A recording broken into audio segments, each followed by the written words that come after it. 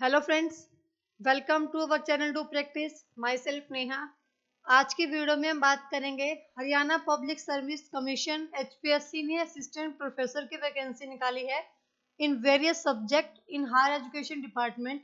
और एक बहुत अच्छा मौका है ये असिस्टेंट प्रोफेसर बनने का, जो कि अभी 2019 के बाद अभी 2024 में 5 साल बाद ये वैकेंसी निकाली है एचपीएससी ने हरियाणा के अंदर। तो बहुत अच्छा मौका है। इस वीडियो में हम एचपीएससी असिस्टेंट प्रोफेसर से रिगार्डिंग जितने भी मेन बात होंगी, वैकेंसी से रिगार्डिंग जितने भी मेन बात होंगी, जैसे कि एप्लीकेशन फी क्या है, एलिजिबिलिटी क्राइटेरिया क्या है, कैसे आपको फिल करना है, कौन कौन से डॉक्यूमेंट आपको अपलोड करने हैं, क्या कुछ सिलेक्शन क्राइटेरिया है इसका, क्या कुछ आपका जो क्या क्या क्वालिफिकेशन मांगी हुई है, तो उन सब के बारे में बात करेंगे। तो वीडियो को एंड तक जरूर देखना ताकि आपको जितनी भी मेन बातें हैं उनका सबका पता चल सके। तो स्टार्ट करते हैं। सबसे पहले कैंडिडेट को क्या करना होगा, मीन्स जो भी अप्लाई करना चाहता है उनको hpsc.gov.in पे जाकर रजिस्ट्रेशन करना है। और रजिस्ट्रेशन में जो जो उन्होंने पर्सनल इंफॉर्मेशन मांगी हुई है वो आपको फिल करनी है। जैसे आप रजिस्ट्रेशन कर लेंगे आपको एक लॉगिन आईडी मिलेगी। उस लॉगिन आईडी से आप जो अपना आगे का जो जितना भी प्रोसेस है वो कंप्लीट कर पाएंगे। तो अब आगे बात कर लेते हैं हम कि इसका जो ओपनिंग डेट कब है। तो 7 अगस्त से आप जो है वो फॉर्म अप्लाई कर पाएंगे और 27 अगस्त इसकी लास्ट डेट है। मीन्स आपके पास 20 ही दिन है इस फॉर्म को फिल करने के, तो मौका मत छोड़िएगा। और आगे हम बात करेंगे क्या कुछ एलिजिबिलिटी क्राइटेरिया रहेगा इस फॉर्म को फिल करने के लिए। तो 7 अगस्त मीन्स बुधवार से जो है ये फॉर्म स्टार्ट हो जाएंगे, वेनसडे से। और आपके 27 अगस्त से आप इसको 27 अगस्त तक आप इस फॉर्म को फिल कर सकते हैं on the website of hpsc.gov.in। आगे आप देखेंगे क्या कुछ क्राइटेरिया है। इसमें एक मेन बात लिखी हुई है कि यहाँ पे फॉर्म फिल करने के बाद जब भी एडमिट कार्ड आपके आएंगे, जब भी एग्जाम डेट आएगी, तो एडमिट कार्ड जब आएंगे तो एडमिट कार्ड आपके ई एडमिट कार्ड आएंगे। मीन्स कि आपका कोई भी आपको बाय पोस्ट जो है वो एडमिट कार्ड नहीं भेजा जाएगा, यहाँ पे इलेक्ट्रॉनिक एडमिट कार्ड ही आएगा। तो कोई पोस्ट से नहीं आएगा एडमिट कार्ड। कैसे आपको अप्लाई करने में हम बात कर चुके हैं hpsc.gov.in। और यहाँ पे लिखा हुआ है कि सिर्फ ऑनलाइन एप्लीकेशन ही आपको फिल करनी है, कोई भी other mode of submission application यहाँ पे एक्सेप्ट नहीं किया जाएगा। मीन्स कोई पोस्ट वगैरह कुछ भी नहीं एक्सेप्ट किया जाएगा, आपको सिंपली इस वेबसाइट पर ही जाकर फॉर्म फिल करना है। आगे इसमें लास्ट डेट हम बात कर चुके हैं, 27 अगस्त तक लास्ट डेट है और 5 बजे तक ही फिल कर सकते हैं। अगर आप 5 बजे के बाद शाम को 5 बजे के बाद फॉर्म फिल करेंगे तो वो मान्य नहीं होगा, मीन्स आप फिल ही नहीं कर सकते। तो बेटर है कि आप अभी मीन्स जब वो स्टार्ट हो जाए तो 7 अगस्त को ही अपना फॉर्म फिल कर लें, क्योंकि एट द एंड कुछ ना कुछ साइट में इशू हो जाता है जिसकी वजह से बच्चों का जो है फॉर्म फिल करना रह जाता है। आगे इन्होंने लिखा हुआ है कि एडमिट कार्ड ही आपके आएंगे जब भी रिटर्न टेस्ट होगा, उसकी कमेंसमेंट से पहले, उसके अनाउंसमेंट से पहले आपकी एडमिट कार्ड आ जाएंगे, जो कि इसी वेबसाइट पर आपको देखने को मिलेंगे। और कोई भी admit card by post send नहीं किया जाएगा, यहाँ पे साफ साफ लिखा हुआ है no admit card will be sent by post. ठीक है, तो आपके इलेक्ट्रॉनिक एडमिट कार्ड ही आएंगे जैसे कि बाकी एग्जाम्स के आते हैं। आगे इन्होंने लिखा है कि नेम ऑफ पोस्ट क्या किस किस की कितनी कितनी पोस्ट है उनके बारे में हम देख लेते हैं। तो आप यहाँ पे देखेंगे कि जो बूटनी की पोस्ट है वो है जनरल की 50 है, एससी की 19 है, बैकवर्ड क्लासेस जिसमें कि आपकी बीसीए और बीसीबी आते हैं, जिसमें बीसीए की 14 है, बीसीबी की 6 है, ईडब्ल्यूएस की आपकी 9 है, टोटल 98 है। मीन्स अगर हम कैटेगरी वाइज देखेंगे तो उसके बाद आपके आती है ईएसएम। ईएसएम मीन्स जो आपके एक्स सर्विसमैन होते हैं उनकी है ये, उनमें भी कैटेगरी है। फिर जनरल है, एससी है, बीसीए है, बीसीबी है, और उसके बाद आपके आते हैं पीडब्ल्यूडी। ऐसे सेम आपके केमिस्ट्री के हैं। मीन्स यहाँ पे नेम ऑफ सब्जेक्ट आपको गिवन है, जैसे कि केमिस्ट्री है, कॉमर्स है, कंप्यूटर साइंस है, यहाँ पे आपको नेम ऑफ सब्जेक्ट गिवन है। साइड में आपका गिवन है एडवर्टाइजमेंट नंबर, और उसके साथ ही आपको बिल्कुल साफ साफ अक्षरों में कैटेगरी वाइज पोस्ट दी हुई है, जो कि काफी अच्छा है एक बच्चे के लिए। अगर मान के चलो किसी को कॉमर्स के लिए फिल करना है तो वो उनको पता है कि भाई अगर मेरी कैटेगरी जनरल है तो मेरी 94 पोस्ट है और मैं 94 पोस्ट के लिए ही अप्लाई कर रहा हूँ, मतलब कि उनमें से मैं एक पोस्ट में ले सकता हूँ। तो आपके पास एक अच्छा मौका है, बहुत अच्छी पोस्ट निकली हुई है।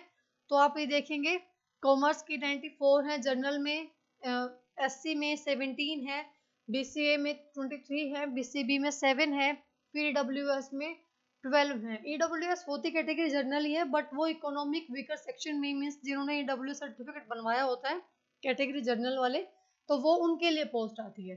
फिर आगे वही सेम आपका एक्स सर्विसमैन और आगे पीडब्ल्यूडी। ऐसे ही आगे कंप्यूटर साइंस के गिवन है, डिफेंस स्टडीज के गिवन है, आप देख सकते हैं। मैं इसको साइड में रख रही हूँ ताकि आप इजीली स्क्रीनशॉट ले सकें इसका। तो जो भी आपका सब्जेक्ट है उसके हिसाब से आप अपनी कैटेगरी में देख के अपने जो है फॉर्म फिल कर पाए। डिफेंस स्टडी है, इकोनॉमिक्स है, इंग्लिश है, इन्वायरमेंटल स्टडीज है, फाइन आर्ट्स है, ज्योग्राफी है, और ये हिंदी है, हिस्ट्री है, home science, mass communication, mathematics की बहुत अच्छी पोस्ट है, 81 पोस्ट है फ्रॉम द कैटेगरी जनरल। और सबसे ज्यादा पोस्ट अगर आप देखेंगे तो इंग्लिश सब्जेक्ट की है, मींस 312 पोस्ट कैटेगरी जनरल के लिए हैं, 120 पोस्ट आपकी एससी कैटेगरी के लिए हैं, 85 पोस्ट आपकी बीसीए के लिए हैं, 36 बीसीबी के लिए हैं, 60 post for EWS category. Means total अगर आप देखेंगे तो 613 पोस्ट आपकी है इंग्लिश कैटेगरी, इंग्लिश सब्जेक्ट के लिए। बहुत ज्यादा सबसे बड़ी जो वैकेंसी है वो इंग्लिश सब्जेक्ट के लिए निकली है। उसके बाद आपकी मैथ्स में भी बहुत अच्छी वैकेंसी आई है, ज्योग्राफी में भी बहुत अच्छी है, 181 है फॉर कैटेगरी जनरल। तो ये आपकी टोटल 26 सब्जेक्ट के लिए जो है वैकेंसी निकली हुई है। टोटल जो आपकी है, आप टोटल वैकेंसी यहाँ पे है तो 26 सब्जेक्ट्स में वैकेंसी है। तो आप अपना जो भी आपका सब्जेक्ट है उसकी वैकेंसी चेक कीजिए, अपनी कैटेगरी देखिए और उसके अकॉर्डिंग फॉर्म फिल करिए। जैसे अब यहाँ पे संस्कृत है, संस्कृत में बीसी कौन सी कैटेगरी आ गई है, बीसी बी। तो बीसी बी कैटेगरी की कोई भी पोस्ट नहीं है, तो यहाँ पर आपको अप्लाई नहीं कर पाएंगे। अगर आप बीसी ए कैटेगरी से तब भी आपके पास एक ही पोस्ट है। वैसे टूरिज्म में जनरल के लिए कोई पोस्ट नहीं है, और ना ही है ये एससी के लिए, ना ही बीसीए के लिए। बीसीबी के लिए एक ही पोस्ट है। तो मीन्स अपनी पोस्ट देखिए और उनके सामने देखिए कि कितनी पोस्ट है, कौन सी कैटेगरी है, सब्जेक्ट कौन सा है, उसके अकॉर्डिंग अपने जो है चेक कीजिए। ये मैं आपको बता चुकी हूँ सारा। आगे इसमें आ जाता है कि क्या कुछ क्वालिफिकेशन रहने वाली है अपने फॉर्म फिल करने से पहले। तो अपने दो सब्जेक्ट छोड़ के, फाइन आर्ट्स और मास कम्युनिकेशन को छोड़ के, बाकी सबके लिए क्या क्राइटेरिया रहने वाला है। सबके लिए अगर मैं आपको बिल्कुल सिंपल बताऊं तो आपके पास पीजी होनी चाहिए, मीन्स आपकी चाहे एमकॉम हो, सॉरी हाँ, चाहे आपके पास एमकॉम हो, आपकी एमए हो, एमएससी हो, एमकॉम हो, पीजी डिग्री हो, प्लस आप एमबीए हो, या प्लस आपकी क्या हो यहाँ पे नेट का सर्टिफिकेट हो। नेट का सर्टिफिकेट जो भी यूजीसी ने अभी जो यूजीसी के अंदर आता है, यूजीसी नेट जो एनटेक कंडक्ट करवा दी है, तो आपकी पीजी हो, मीन्स आपकी पोस्ट ग्रेजुएशन डिग्री हो आपके पास, प्लस आपके पास नेट हो। अब पोस्ट ग्रेजुएशन में भी क्या हो कि आपके कम से कम 55% मार्क्स हो। मीन्स अगर आपके 54% मार्क्स है तो आप इसके लिए एलिजिबल नहीं है। कम से कम आपके 55% नंबर तो होने चाहिए पीजी डिग्री में, आपके मास्टर डिग्री में, प्लस आपके पास क्या होना चाहिए, नेट का सर्टिफिकेट। मैट्रिक में, टेंथ जो आपका 10th जब आपने की थी तो वहाँ पे आपका एक सब्जेक्ट हिंदी या संस्कृत जरूर होना चाहिए, वो चेक करें क्योंकि ये क्राइटेरिया यही है। तो इसी को देख के आपको फॉर्म फिल करना है। प्लस नेट का सर्टिफिकेट हम बात कर चुके हैं, सर्टिफिकेट आपको नेट का चाहिए जो कि यूजीसी के अंदर आता है, और प्लस सीएसआईआर। जो यूजीसी है उनके अंदर काफी लैंग्वेज जो आते हैं, और सीएसआईआर जो आपका साइंस वाला जो रहता है एमएससी वगैरह, वो आपको सीएसआईआर ही कंडक्ट करवाती है नेट का एग्जाम। तो वो आपका होना चाहिए क्लियर, तभी आप इसके लिए एलिजिबल हैं। तो ये काफी अच्छी वैकेंसी निकली है यहाँ पर, तो आप देख सकते हैं। उसके बाद हमारा आता है डायरेक्ट, अगर हम, क्योंकि इसमें मेन पॉइंट डिस्कस करने वाले हैं, वैसे नोटिफिकेशन पढ़ने को बहुत बड़ा है, तो इसमें जो मेन बातें हम डिस्कस करेंगे वो अब मैंने आपको बता दी। क्राइटेरिया के रिगार्डिंग हमारी बात हो चुकी है। अब हम बात करते हैं क्लोजिंग डेट के बारे में, हम बात कर चुके हैं।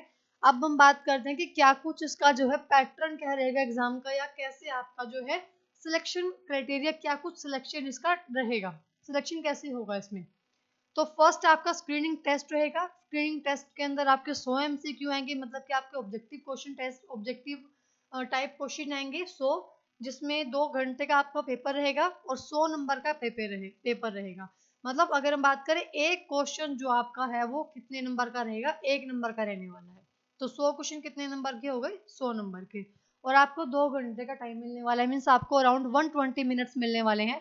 तो अगर आप एक क्वेश्चन में 1 मिनट भी लगाते हैं तब भी आपको बहुत इजीली जो है क्वेश्चन पेपर आप इजीली कंप्लीट कर पाएंगे।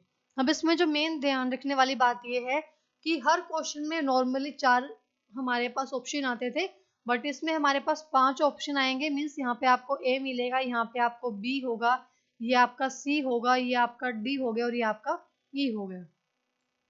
यहाँ पर एचपीएससी के नोटिफिकेशन में यहाँ पे साफ साफ लिखा हुआ है कि अगर किसी भी स्टूडेंट, क्योंकि यहाँ पे नेगेटिव मार्किंग है, तो अगर किसी भी स्टूडेंट को ऐसा लगता है कि मतलब उनको कुछ नहीं समझ में आ रहा कि ऑप्शन ए करेक्ट है या बी करेक्ट है, सी है या डी है, तो वो कौन सा ऑप्शन डार्क कर दे, वो ई ऑप्शन जो है डार्क कर दे। मीन्स वो अपना ई ऑप्शन फिल कर दे।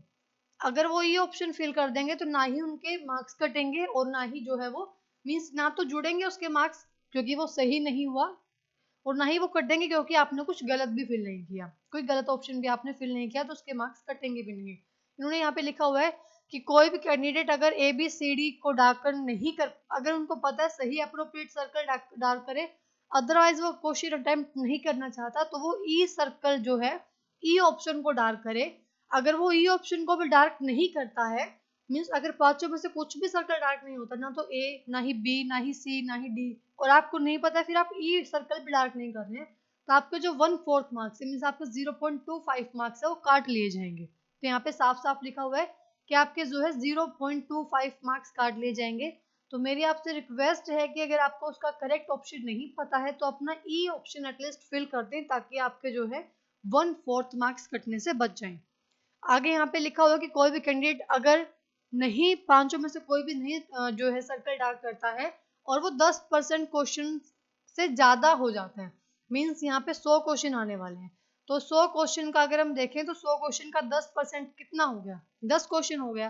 तो 10 क्वेश्चन से ज्यादा अगर आपका ऐसा मिलता है जिसमें आपने ई सर्कल या कोई भी सर्कल डार्क नहीं किया है, तब भी आप डिस्क्वालीफाई हो जाएंगे। ठीक है, मीन्स आपके 100 के 100 जितने भी नंबरिंग रहने वाले हैं वो आपको डार्क करने ही करने हैं, भले ही उनमें आप ई डार्क करके आओ।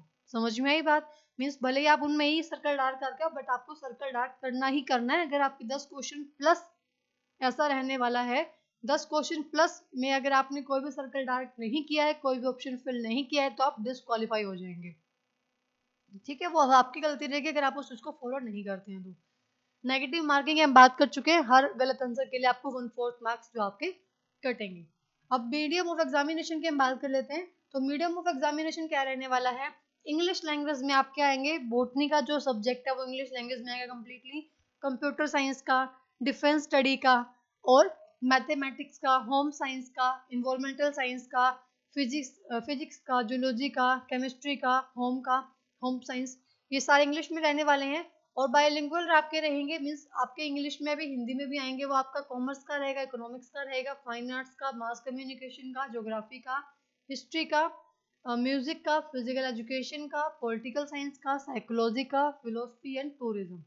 ठीक, तो बिल्कुल सिंपल है। लैंग्वेज सब्जेक्ट आपके इंग्लिश, हिंदी, संस्कृत, पंजाबी वो उनके लैंग्वेज में रहेंगे। मीन्स अगर पंजाबी का अगर आप लैंग्वेज सब्जेक्ट में आपने चूज किया है तो आपका जो पेपर रहेगा वो पंजाबी में ही रहेगा, वो उसी लैंग्वेज में आएगा। कैंडिडेट है जो भी आपके स्क्रीनिंग टेस्ट में आप मीन्स अगर आप जो भी स्क्रीनिंग टेस्ट का क्राइटेरिया वहाँ पे रहेगा, उनका जो है 4th टाइम्स, मीन्स अगर जितना भी स्क्रीनिंग टेस्ट का क्राइटेरिया रहेगा उसका 4 गुना बच्चों को हम वो आगे बुलाएंगे सब्जेक्टिव टेस्ट के लिए, और उसके आगे जो है उसका प्लस मीन्स उसका ट्वाइस लिया जाएगा सब्जेक्ट आगे इंटरव्यू के लिए। तो आपका जो फर्स्ट रहने वाला है वो स्क्रीनिंग टेस्ट है। सेकंड आपका रहेगा सब्जेक्ट नॉलेज टेस्ट, जिसमें आपका जो कंप्लीट आपका जो पेपर रहने वाला है वो आपका सब्जेक्ट के रिगार्डिंग ही रहेगा। मतलब कि इसमें आपका जो 3 आवर्स टाइम रहेगा, मीन्स आपका अराउंड 180 मिनट्स आपको मिलेंगे, 150 क्वेश्चन होंगे और 150 मार्क्स का पेपर रहने वाला है ये। तो मीडियम ऑफ लैंग्वेज वही जो आपके इंग्लिश में रहने वाले हैं वही सेम स्क्रीनिंग टेस्ट का वाला रहेगा, और बाइलिंगुअल भी वही रहेंगे जो आपके स्क्रीनिंग टेस्ट में थे। सेम सब्जेक्ट लैंग्वेज की बात है। और यहाँ पे अच्छी बात है कि सब्जेक्ट नॉलेज टेस्ट की वेटेज है 87.5% और इंटरव्यू की वेटेज है 12.5%। आपके पास बहुत प्लस पॉइंट है ये, अगर आपका जो है सब्जेक्ट बहुत अच्छा है और सब्जेक्ट नॉलेज टेस्ट में आप एक अच्छा स्कोर करते हैं तो आपको इंटरव्यू के लिए काफ़ी हेल्प मिल जाएगी। क्योंकि कई बार क्या होता है कि इंटरव्यू की वेटेज ज़्यादा होती है तो वहाँ पर आपको काफ़ी मुश्किल होती है इंटरव्यू फेस करने में, या किनको इंटरव्यू फेस करने से डर लगता है या मीन सब्जेक्ट में अच्छा होने के बावजूद भी आप इंटरव्यू वेटेज ज़्यादा होने की वजह से वहाँ पे रह जाते हैं। तो यहाँ पर इंटरव्यू की वेटेज बहुत ज़्यादा कम है। अगर हम कंपेयर करें सब्जेक्ट नॉलेज टेस्ट के वेटेज में, तो आपके पास बहुत अच्छा मौका है इनको जाके। सब्जेक्ट अगर आपका स्ट्रॉन्ग है तो आपका इजीली एग्जाम क्रैक हो जाएगा, और आई होप तो आपका एग्जाम क्रैक भी हो जाए।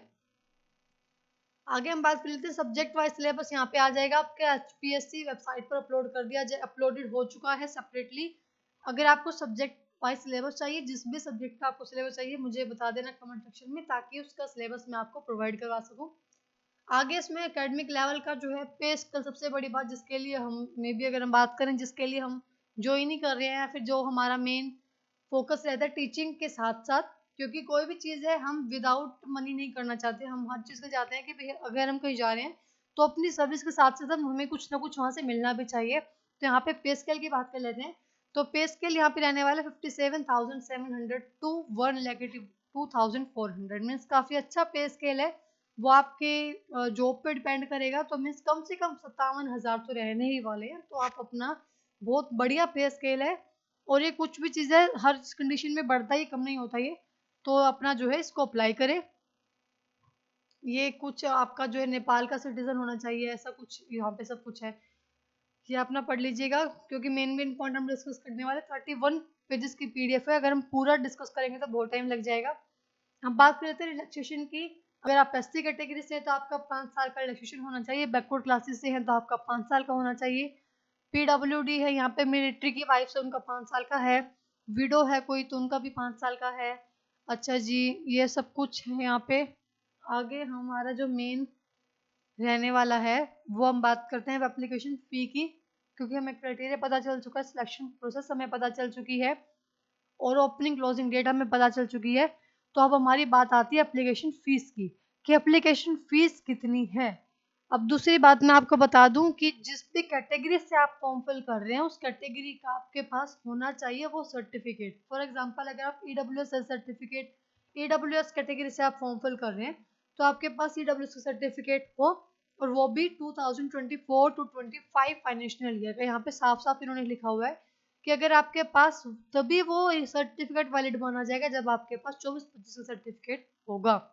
Old certificate would not be accepted. आगे एप्लीकेशन फीस की बात कर लेते हैं। एप्लीकेशन आप फी पे कर सकते हैं अपने नेट बैंकिंग से, डेबिट कार्ड से, क्रेडिट कार्ड से। 5 बजे तक, शाम 5 बजे 27 अगस्त के शाम 5 बजे तक आप फी पे कर पाएंगे। फीस कितनी है? जितनी भी कैटेगरी, जनरल कैटेगरी के जितने भी मेल हैं, उनकी 1000 रुपये फी रहेगी। जो आपके बैकवर्ड क्लासेस हैं, जो क्रीमी लेयर के अंदर आते हैं, उनके मेल की भी 1000 रुपये रहेगी। और जितने भी अदर स्टेट्स की जितनी भी कैटेगरीज हैं, अदर स्टेट की सभी कैटेगरी की मेल के लिए 1000 फी रहेगी। फॉर एग्जाम्पल, आप हरियाणा से बाहर किसी भी स्टेट में, फॉर एग्जाम्पल आप केरल में रहते हैं, और केरल के आप बीसी कैटेगरी के मेल हैं, तब भी आपकी 1000 फी ही रहेगी।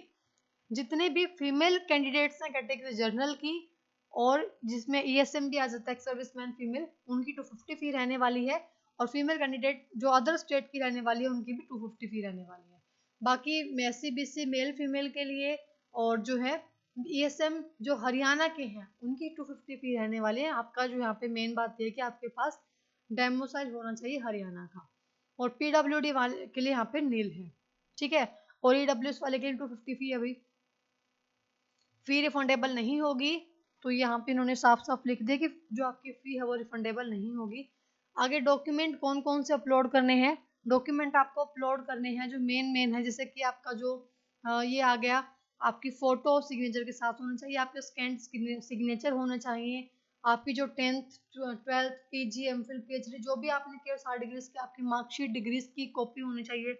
नेट जीआरएफ सेट सिलेक्ट का सर्टिफिकेट आपके पास कुछ है तो वो भी आपका जो है उसकी कॉपी होनी चाहिए। अगर आप कैटेगरी एससी से फिल कर रहे हैं तो वो उसकी कॉपी आपके पास हो। बीसी से फिल कर रहे हैं तो बीसीए का सर्टिफिकेट हो, बी किससे कर रहे हैं तो बीसीबी का सर्टिफिकेट हो। मीन्स जिस भी कैटेगरी से आप फॉर्म फिल कर रहे हैं, तो उस कैटेगरी का जो आपके पास सर्टिफिकेट होना बहुत ज़्यादा ज़रूरी है। प्लस आपके पास आधार कार्ड हो, परिवार पहचान पत्र हो, डेमोसाइल हरियाणा का हो, हरियाणा डेमोसाइल सर्टिफिकेट जो बनता है वो आपके पास होना चाहिए। तो ये सारी जो मेन मेन चीज़ें हैं, डॉक्यूमेंट आपको मेन मेन जो है रिक्वायर्ड डॉक्यूमेंट आपको ये अपलोड करने हैं। तो ये था ऑलमोस्ट, हमने नोटिफिकेशन जो है डिस्कस कर लिया है कि आपका क्राइटेरिया क्या रहने वाला है, प्रोसेस के बारे में डिस्कस कर चुके हैं। इसके अलावा अगर आपको सिलेबस पे वीडियो चाहिए तो मुझे बता देना कमेंट सेक्शन में, और वीडियो आपको देख के कैसी लगी, कुछ आपको हेल्पफुल इन्फॉर्मेशन मिली या नहीं मिली तो मुझे बताना कमेंट सेक्शन में, और आपको अच्छी लगी तो वीडियो लाइक कर देना। सिलेबस के रिगार्डिंग आप मुझे कमेंट कर सकते हैं, सब्जेक्ट प्लस कमेंट, सब्जेक्ट लिख देना कि सब्जेक्ट का आपको सिलेबस चाहिए, उस पर आपको सिलेबस मिल जाएगा। और आप टेलीग्राम ग्रुप ज्वाइन कर लें, उस पर मैं नोटिफिकेशन शेयर कर दूंगी, ताकि कुछ भी आपका जो रिक्वायरमेंट है उस नोटिफिकेशन में आप पढ़ के उसके अकॉर्डिंग अपना जो है फॉर्म फिल कर सके। चैनल सब्सक्राइब कर लें ताकि आपको नेक्स्ट अपडेट इसी चैनल पर नोटिफिकेशन के माध्यम से मिल सके।